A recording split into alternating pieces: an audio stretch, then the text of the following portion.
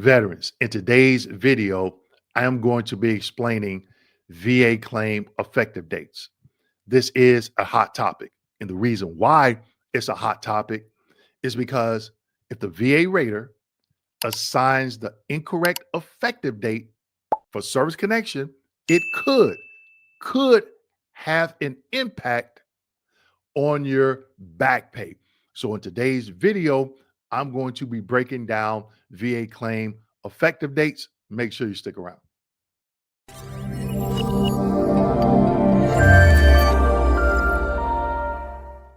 Hello, everyone, and welcome back to my channel. My name is Dwayne. I got a video for that Kimball, United States Army veteran and retired VA rating specialist. Today's video, VA claim effective dates. I'm going to take you to the VA's website. They've done an awesome job explaining effective dates. And guess what? They provide some examples. But before I get into today's video, make sure you click the link in the description section and pick up a copy of my new book, The VA Compensation Blueprint. It's time to win. Now, in this book, I'm filing a claim. Well, not a real claim, but an example John Doe claim, and you can follow along and file your claim as well. Okay. So a lot of good information. When you get to the website, make sure you use the coupon code before you check out to take advantage of the discount. So VA claim effective dates. Some veterans, they don't read the notification letter, which shows the effective date, nor do they read the rating decision, which shows the effective date. They just look at, hey, I got service connected. Yep, that's the correct percentage. I'm getting some back pay, and that's it. But guess what? If the rater assigns the incorrect effective date, you could be lowballed on your back pay. So you want to understand what your effective date should be and make sure you read that notification letter and rating decision because it will have the effective date. All right. So the VA has done an awesome job of going over effective dates. So I'm going to take you to the website. Okay. So here, this is the VA's website, and you can find the link to this website in the description section. Okay. So let's get going. So it says disability compensation effective dates. Okay. When we decide we'll pay disability benefit based on a claim, we assign an effective date to that claim. All right. Raters are human. Sometimes they get this wrong. On, I think, next to my last claim, I take that back. On an appeal, I pointed out 2 errors when that rater assigned the incorrect effective date, and I won. Okay. And I'm going to tell you, it was a lot of money. Even though I was already service connected, they granted the incorrect effective date. They went back 2 months, and they should have went back 2 years. Yes, 2 years. All right. So you need to make sure you understand this information. Okay. So how does the VA decide effective dates? It depends. Okay. So now they give you direct service connection. And we all know what direct service connection is. You have to have a current diagnosis, a link in service, and a nexus. Okay. So it says the effective date for a disability that was caused or made worse by military service is whichever of these comes later. Okay. The date we get your claim, that's also called DOC, date of claim. So for example, if you don't file a intent to file and you just file a VA form, let's say 21-526EZ, the date we get your claim, date of claim, or the date you first got your illness or injury, also known as the date your entitlement arose. All right. And we'll get into that a little bit later because you don't hear about that a lot, but I'll share with you when that mostly is used. Okay. So again, direct service connection is what we're talking about. All right. And they even give a couple examples here. Okay. Example number 1, this particular veteran ended their service September 30th, 2013 with a hearing disability. He filed a claim for his hearing problem more than a year later. That is key because there's some things that you can get if you file within a 1 year of discharge. Okay. So this veteran claim was received on November 5th, 2014. Okay. They got out September 30th, 2013.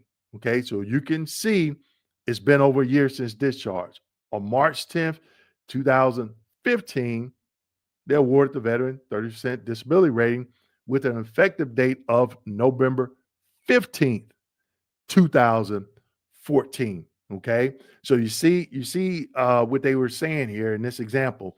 The veteran was discharged September 30th, 2013, filed a claim on November 15th, 2014. The VA made a decision on March 10th, 2015. Now, that may seem confusing, people, but guess what? Let's say that veteran submitted a claim for 5 different things and a ton of evidence and had 5 CMP exams.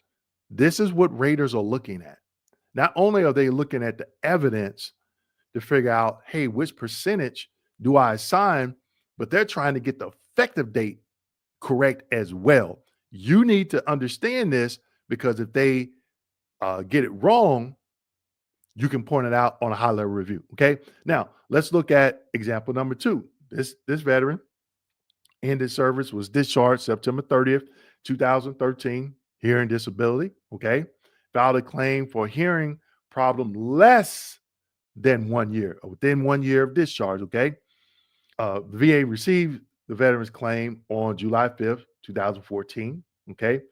Because we got it within 1 year of his separation from active service, we awarded the veteran 30% rating effective October 1st, 2013, the day after Rick's separation from the military. There are some times when the veterans file a claim within 1 year of discharge, but they do not go back to the date after service. And we'll get into that here in a minute. But the majority of them will go the date after service. Now, the reason why they don't assign an effective date, the date that it was in the military, right? You can't double dip. You were getting paid by your branch of service, another federal agency. So the VA is not going to pay you. You know, if you file a claim in this example, let's say this veteran September 30th, 2013, and the hearing was diagnosed in service, let's say January 1st, 2005. They're not going to make that effective date while you were on active duty. Okay. I've been asked that before. Okay. Now, the next one is presumptive. Okay. Talk about presumptives. In most cases, if we believe your disability is related to your military service, known as a presumptive service connection, and we get your claim within 1 year of your separation from active service, then the effective date is the date you first got your injury, illness, or injury.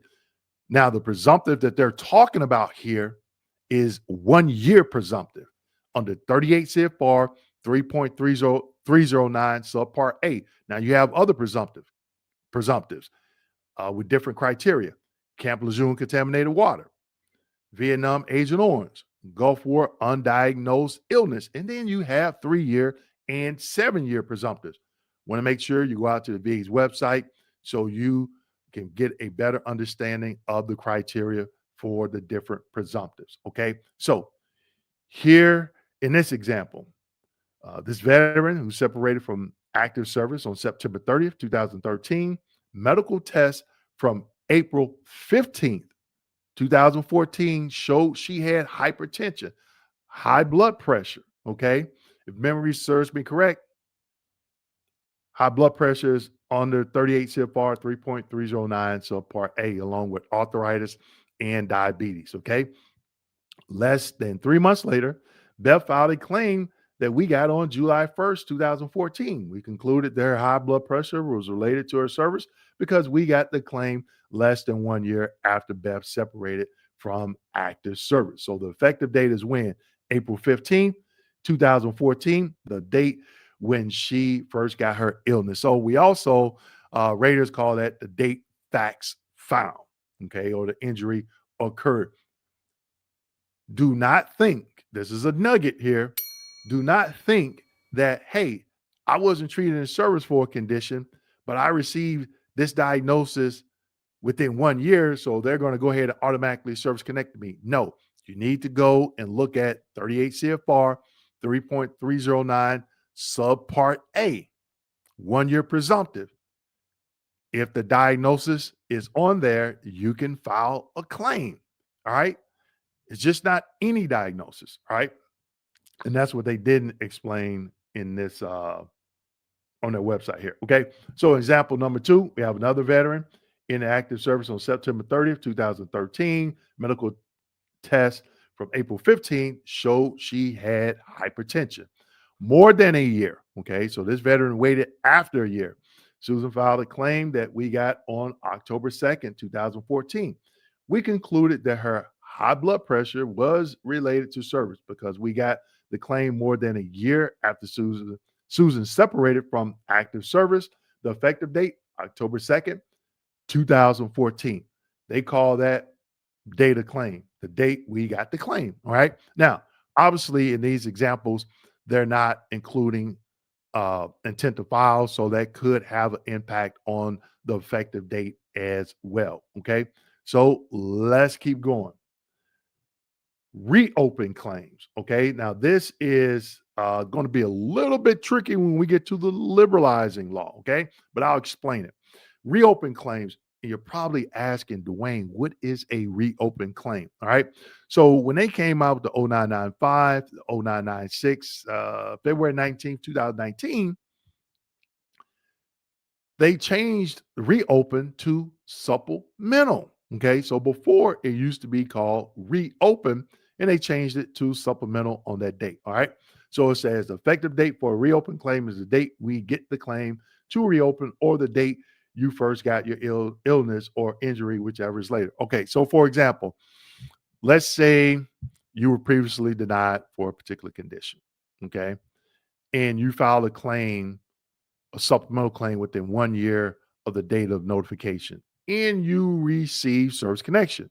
So it's going to go back to the original date of claim when they received that 526CZ or the date you did your intent to file. If you wait more than a year from the date of denial and you reopen that claim, supplemental, and you obtain service connection, okay, then it will be the date you submitted a new intent to file, if you did a new intent to file, or the date you submitted that VA form 20-0995. Now, I know I'm probably confuse a lot of veterans by now, but again, these are things that raters are looking at, and when raters start to rush to meet their production quota, things like this get missed. So you, the veteran, you want to make sure you understand what you're claiming, how you're claiming it, what uh, what data was received by the VA, and you can call 800-827 and confirm those dates, the intent to file. Okay, everything you send the VA, they send you, keep a copy of it, because if you have to argue your effective date on a high level review is not what you say, is what you can prove per your evidence. Okay, now let's get into liberalizing law change. Now, guess what, people? I've never done a video on liberalizing law, but I rated uh, a lot of claims, okay, using liberalizing law as it pertains to effective dates. And when I did that, it was August 2010 when the VA added 3 conditions to the Agent Orange presumptive list. All right. So here we go, people. If there's a change in law or VA regulation that allows us to pay disability compensation monthly payments, the effective date may be assigned in any of these cases. Here we go. If we get your claim within 1 year of a law or regulation changing, the effective date may be the date the law or regulation changed. Guess what, people? The PACT Act. Okay. So August, okay, when they changed the PACT Act, okay, a lot of veterans were getting those claims in, but they were filing them after August. Okay. They were able to get that effective date back to August. Okay. Why? Because liberalizing. If we review your claim, or you requested a review more than 1 year after the law or regulation changed. The effective date may, okay, keyword, may be up to 1 year before the date we got your request or the date we decided to pay benefits on your claim. Now, the best way that I can explain this is when I actually implemented this liberalizing regulation in a claim. So again, back in August 2010, the VA added 3 conditions to the Agent Orange presumptive list. And one of those were ischemic heart disease. Okay. And NEMR was a little bit different than the PACT Act as it pertains to regulations and effective dates. Okay. So when that law changed August 2010, there were some veterans that were filing that claim after August 2011. Okay. So if I saw the veteran had the diagnosis before the date of the law change and it was a year, they filed a claim a year after the date of the law change, I could grant that effective date a year from the date we received the 526CZ. Now, keep in mind, during this time, the intent to file was not around. Okay. So if the veteran filed a claim, let's say August 2015, and that's all that the veteran had a diagnosis the date before the law change, okay, for ischemic heart disease, the effective date was 2014. I would have to make sure in the rating decision, I pointed out the liberalizing law. Okay. So that is definitely confusing. I encourage everybody to go out and read that particular 38 CFR. But again, these are what raters are looking for. And if they get it wrong, you need to know it because it could have an impact on your back pay. So again, if you fall into, let's say, liberalizing, you're filing something due to the law being changed, make sure you go look at the 38 CFR. All right. And then check that effective date. Now, if you're outside of your appeal window, here's the nugget, people. You can also do a CUE because CUEs never expire. Okay. All right. Let's keep going. I'm not going to get into depth on these next ones, but DIC, you got DIC here, error in a previous decision, difference of opinion. Okay. Increase in the disability. This is a key one as well. Disability or death due to hospital stay. So a lot of information here. Okay. A lot of information on the VA's website that you can come back and look at and review a little bit later. Okay. So again, the link to this site is in the description section of this video. Now, I know I'm going to get somebody who say, oh, you could have done that video within 5 minutes. No, if I'd have done this video in 5 minutes, people would have been saying, Dwayne, what about this scenario? Or what about that? What about this? What about that? This stuff takes time. Okay. It takes time for me to go and look at it and then give you some examples and explain what are they talking about. Okay. So again, make sure you click the link in the description section, pick up my new book, check out this website and learn more about effective dates. With that being said, make sure you like, subscribe, hit that notification button. And as always, share this video with your fellow veterans. Thank you.